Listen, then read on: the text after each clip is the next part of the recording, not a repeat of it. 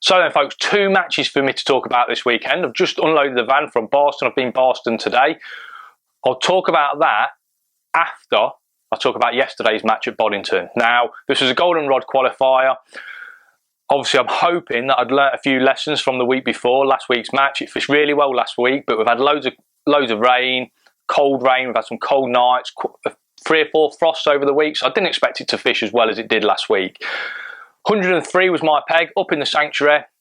What a walk that is, going up over that mud pit, getting up there. But it was well worth it, because my old mate Adam Rooney's on the next peg. He's on 101. Now, 101 won that zone the week before. It's a nice peg. 103 where I was is a nice peg, to be honest. But we're on a point. Now, I was looking at Adam Rooney thinking, if I could beat Adam, I reckon I've got a good chance of winning this zone. So he was my target. He's really good at that sort of fishing. So I thought if I could beat him, I'm in with a chance, getting that golden ticket to the final.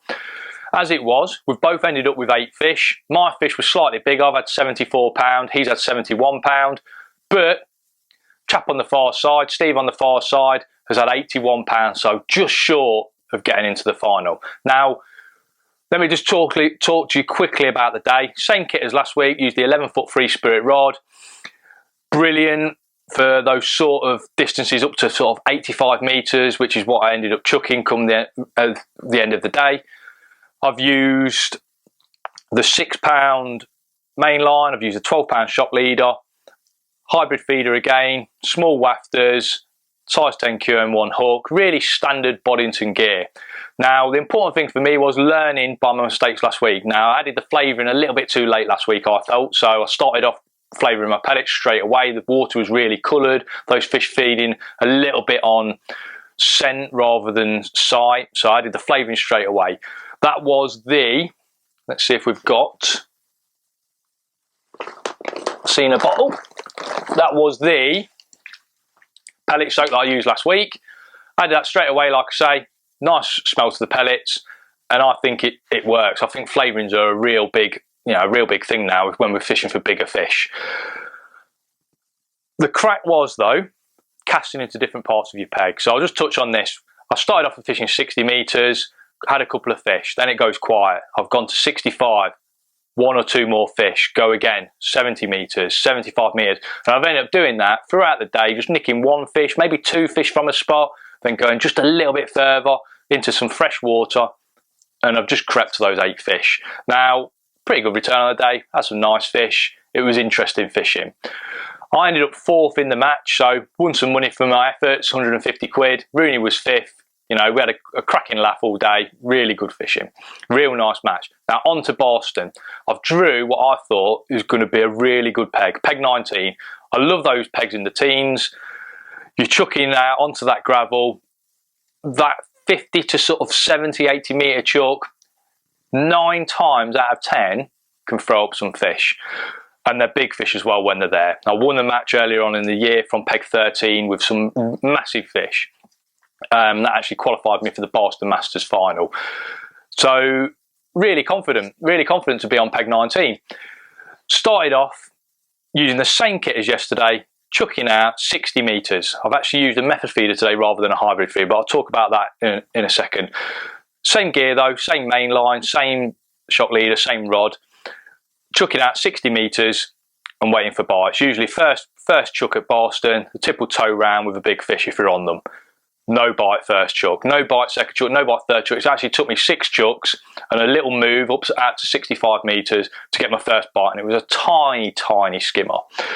So I needed a bit of a rethink. Peg 124, he was catching a few, not loads though, but enough fish, and you could see the odd fish moving at sort of extreme distances on the far side. If anyone doesn't know Boston, the teens are opposite open water. You can cast as far as you want really, and you're not going to interfere with anyone. And carp tend to sit, if they don't want to feed, as far away from you as possible, and that means chucking a long way.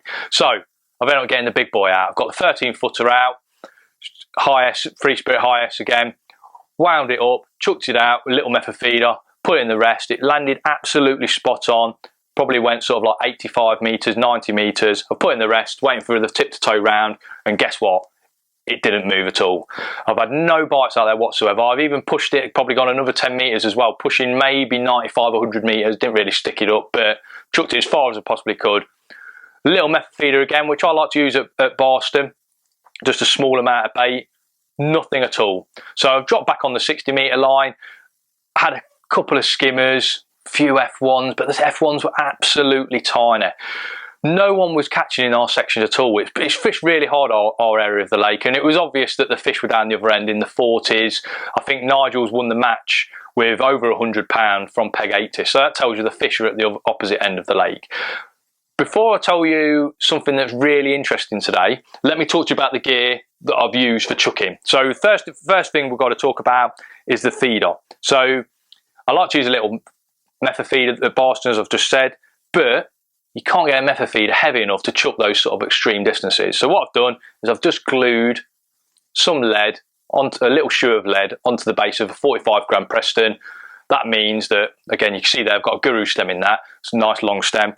That means that it'll chuck, probably chuck like 95, 100 metres in good conditions. That's one of the important aspects, so getting a heavy enough feeder. The next important aspect is loading your reel right up. So, can you see that?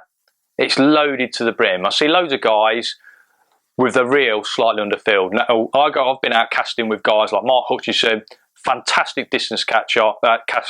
He's from obviously the carp world, but he can chuck a hell of a long way. And one thing he does is he loads his reel right to the brim. And that is really important because obviously there's less friction with your line coming off the reel, and that adds probably at least 10 metres to your cast. So if you're distance casting, that's something that's really important. Let me touch on the bait I use at Barston. A little bit different to Boddington. I had some of the, this is the bait I did actually, got ready this morning. I had some of the sweet, probably about 30% of the F1 sweet pellets to my standard swim stim. That's it. And I like to do that because there's quite a few F1s, quite a few skimmers in Barston, and usually they average sort of like £2, £3 a piece. They're worth catching in a match. It's not all about carp at Barston. Now, the interesting part of the day, really interesting this was, I've been fishing anywhere from 40 metres, I'd drop in short at 40 metres, from 40 metres out to 95 metres, let's say. And with about an hour and a half to go, a fish jumped out 5 metres from the bank. The odd fish jumping out at a distance anyway, but a fish jumped out 5 metres from the bank, and it looked sort of like it was shaking something off, something in its gills, it was shaking its head. Then it jumped out again, it jumped out again. It was one of those fish, bit of a daft fish, just trying to get rid of something. Didn't think anything of it. But then the chap on my left, he dropped his method in short. I think he felt there might be odd fish short. This was probably about 45 minutes from the end. I've looked round 10 minutes later, and there's been a bow wave shoot away from his feeder as he's reeled it in. And I thought, are the fish in the edge? Have I been casting 90 metres too far?